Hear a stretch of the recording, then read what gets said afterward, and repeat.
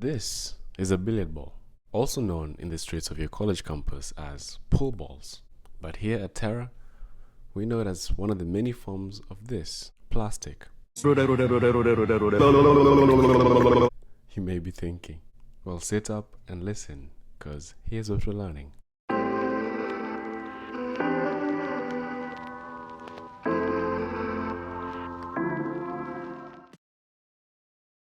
Hello, fellow learners.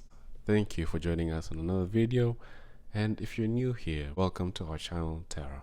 Billiard balls, pool balls, ivories, or the catalyst of our plastic-infected world. A few names have been attached to them, the last one being our own little special spin. However, the one that you should keep in mind is Ivories. For starters, it was a name used in the 1800s because billiard balls were made from, well, ivories. However, ivories came at a cost of elephant lives, yet it remained a status symbol. But as it became harder and harder to get ivory, I wonder why, we began to look for alternatives. During this time, we are introduced to celluloid, or the forerunner of modern plastic, invented by John Wesley Hyatt and was meant to be the alternative to ivory.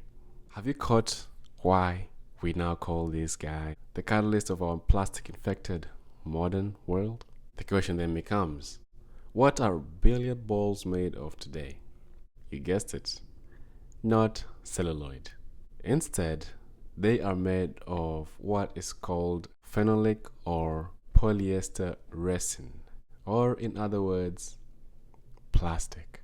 Although it may have technically saved the lives of elephants and the lives of other animals as well, it also started a chain reaction that put our Earth on a ring as Mike Tyson's punching bag. Because at each step of trying to create a plastic product, or in this case, billiard balls, the negative environmental impacts far outweigh the positive impacts, if there are any at all. How is anybody supposed to survive that? And I mean, the general population is part of the punching bag as well, but how can you differentiate when we are definitely Mike Tyson in this scenario? But I digress. Let's fill you in fast so you can see what we mean. Back in 1859, Edwin Drake and George Bissell rediscover what we now call crude oil. News travel fast, and we find this crude oil to be noise.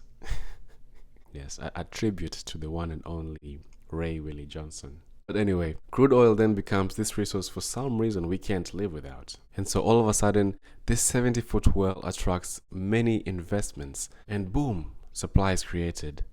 Boom, demand skyrockets. It leads to the inventions of products such as the kerosene lamp and later plastic. Many different types of plastic. So now with the many possibilities of how we can use this resource and no second thoughts of the generational consequences and the environmental impacts, we, Mike Tyson, are geared up.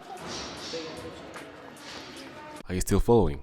Because if things are not wicked so far, here is where it gets wickeder. Wickeder. Wickeder.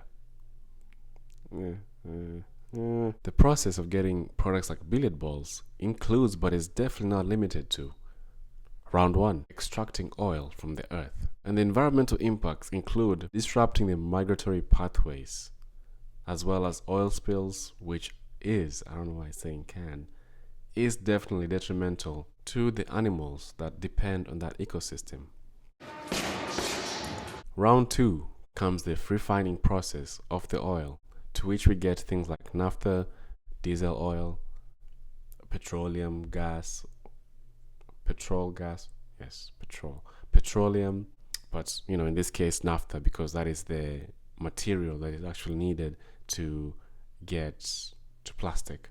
To which once again the environmental impacts are air pollution, a high usage of water, the 2%, 3% of fresh water that we have to actually use, and also water pollution, again over 3% water that we have to use. Round 3 takes the naphtha and refines it even further to get ethylene and propylene, to which the environmental impacts are also pretty much the same as refining crude oil to get naphtha.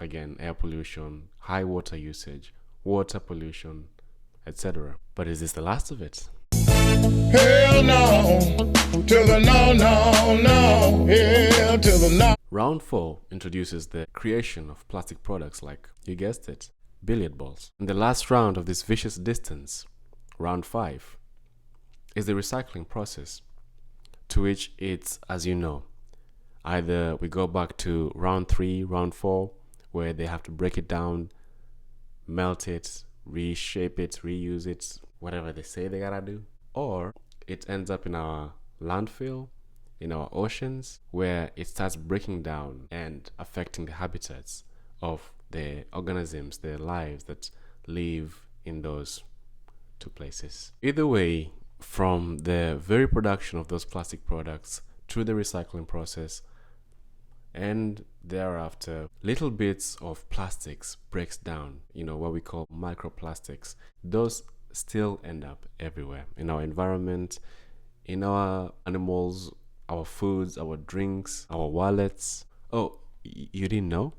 If you open up your wallet and look super close, you'll find that I'm messing with you. Hence, if we were to create a visual description of our actions, our mass production of plastic, it will pretty much look like a one-sided bout of just Mike Tyson going ham on a punching bag.